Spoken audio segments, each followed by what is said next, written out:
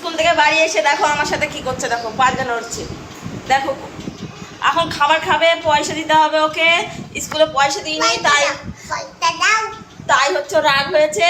তো দেখো এখন ওকে পয়সা দিতে হবে, কান্না করতে শুরু করে দিয়েছে। স্কুলে খাবার খেয়েছে, সকালবেলায় খাবার কিনে দিয়েছি, ওরিও বিস্কুট খেয়েছে, এখন আবার একটা পেপসি খেয়েছে। ভালো কিছু খায় না স্কুলে গিয়ে, ভালো কিছু স্কুলে গিয়ে খায় না, পয়সা খায় শুধু খাবার খাবে, ভাত খাবে না। রান্না হয়ে গেছে তো, ভাত খা, ভাত খাবে। আমার কাছে 50 টাকা ছিল, আজকে 50 টাকা শেষ। ও তো হয়নি, আরো খাবার খাবে। সে বায়না করেছে প্রচুর, কান্না জুড়ে দিয়েছে। দেখো কটা খাবার খাবে তুই?